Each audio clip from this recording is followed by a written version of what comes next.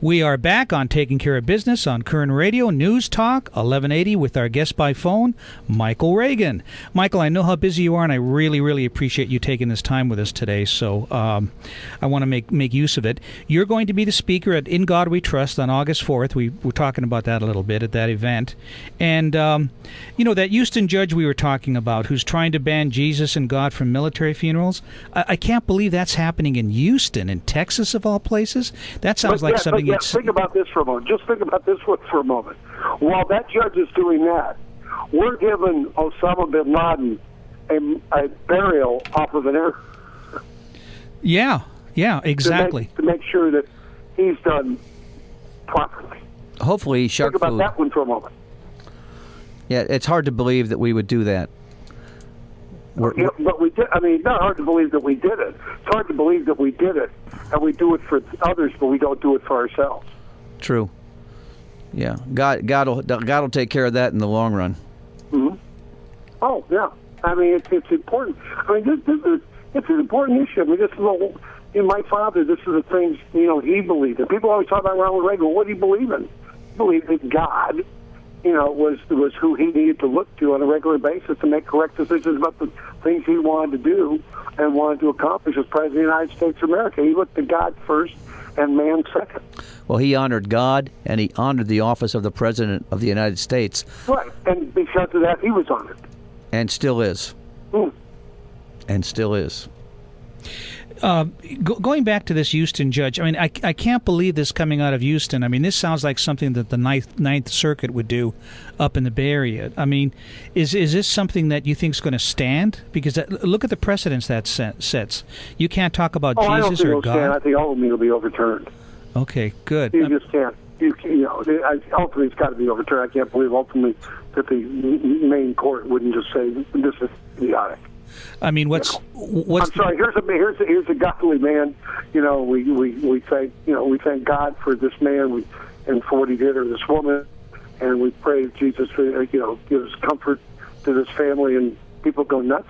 I mean, it's really interesting because it's not like you have Reverend Wright in Chicago talks about GD America. Yeah. And boy, well, shit. Yeah. Why not? What a great guy! Way to stand up for And you have somebody else who is using the name of Christ, using the name of God in a reverent way to honor something. And so, what do we accept? We accept the GD America, our Reverend Wright, and we shame the person being reverent with the name of God and Jesus. Mm-hmm. That's outrageous. Yeah. This is what's going on in this country today. And then the people, like myself or others, are fearful of standing up because we're fearful of being, ostracized within our own community. I saw you. You stood up for God. Yeah, I did. It doesn't matter where you go in today's environment. God is not allowed, especially in the school system today. Yet, oh no, you're absolutely right. But that's why it's important, truly, that people, the parents, in fact,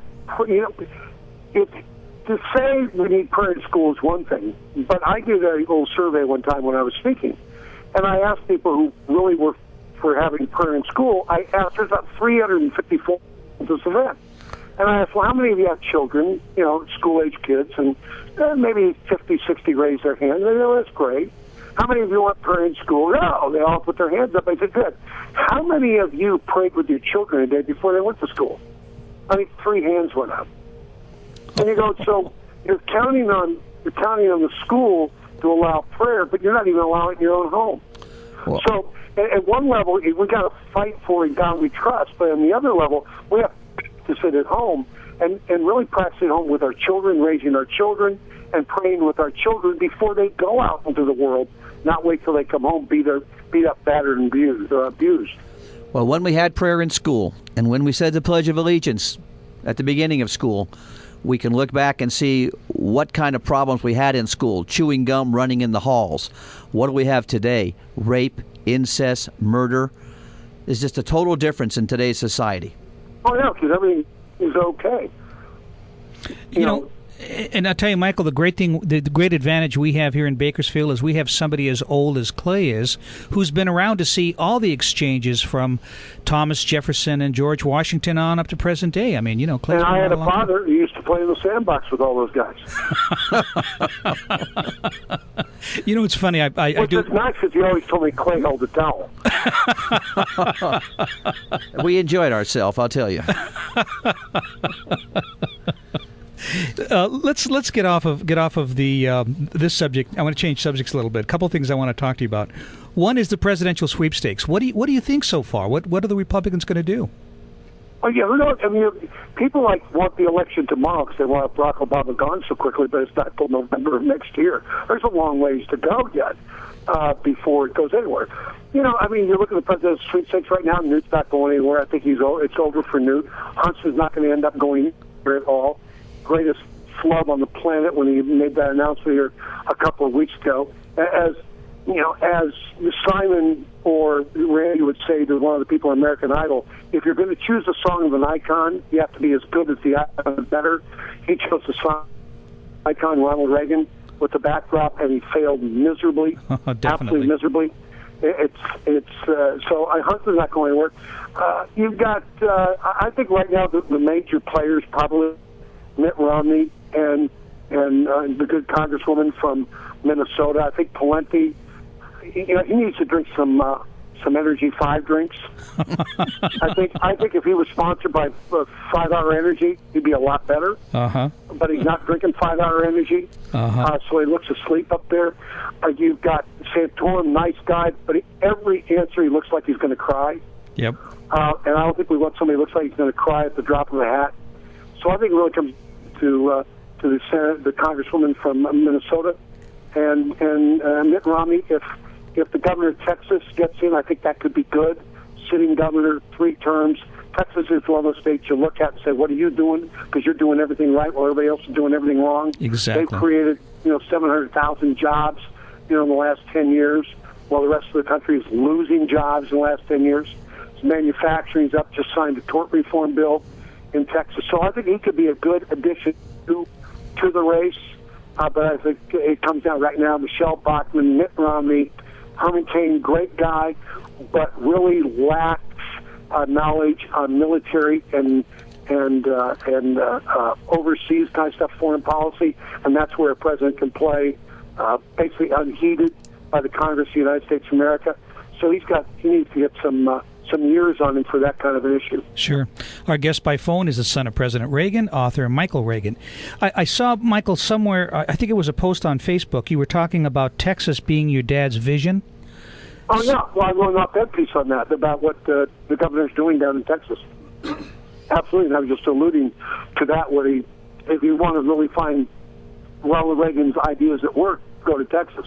And Texas has there you have a lower tax base and what have you. But what was Bill Clinton saying the other day? Bill Clinton was saying we need lower corporate taxation. We need to be competitive. I mean, Bill Clinton, not the other day. That's what he says, but what does he mean? Well, that's what he said. He also said Obama's going to win the next election. Well, he's going to say he's a Democrat. Of course. Texas even has a part-time legislature. They do. I think they just went out. They finally ended their year for at least this session. If we get a part-time legislature in California, we might be in a better position. Yeah, wouldn't that be the truth? And I think Rick Perry is going to be formidable if he gets in, but his biggest thing is the fact he's the governor of Texas. And everybody remembers the last governor of Texas became president was George W. Bush. And so he's got to rise above that and be seen more as a national leader than just the governor of Texas if he, in fact, wants to win. Right now it's Mitt Romney's to lose, but he's capable of losing it. Well, even if he wins it, do you think he can get elected? Yeah, I think he can get elected. I mean, if the Republicans, come together, the biggest problem is Republicans together, for anything. I was saying the other day to Herman Cain when he was talking to me, I said, I refer to the Republicans sometimes as the BTBs. And he said, what are the BTBs? I said, they're born to bitch. And they're very good at that. But they need to understand something. And I said this to Herman Cain, I said it also to Michelle Bachmann, who called the other day, and to Rick Perry. I said, when the Founding Fathers got together in the upper room there in Philadelphia back in '76 and hammered out a Constitution. Read about that night, that day, that week, that month. None of them got everything they wanted. Mm-hmm. But America got what she needed. Exactly. And this is about America getting what she needs, not me getting everything I want. And if you really want to follow the Ronald Reagan tradition, as I do in my book, The New Reagan Revolution, by the way, available nationwide bookstores, New Reagan Revolution, the fact of the matter is, Ronald Reagan understood that. You're never going to get everything you want, but what does America need? Let's think about America first and me second. Exactly. Are you going to be bringing copies of your book along to the In God We Trust event? If they call my speakers bureau I work with and work that out, they do that. I don't like to carry around books, but they usually have books signing at those. I'll probably bring some of my DVDs of my Christian testimony. I'll bring those for sale. Okay, and I've heard that. That's a fantastic testimony. Michael, thank you so very, very much for taking the time. I know how rushed you are leaving tomorrow, and I really, really appreciate it. And we will see you on August 4th. August 4th. I'll be there. Thank you. And turn the air conditioning on when I get there, would you please? Definitely, Mike. Thank you. Take care, friend. Bye-bye, Marie. For those of you interested in coming to the In God We Trust event, 587-7994. That's 587-7994. We'll be back in a moment on Taking Care of Business on Kern Radio Newstalk 1180.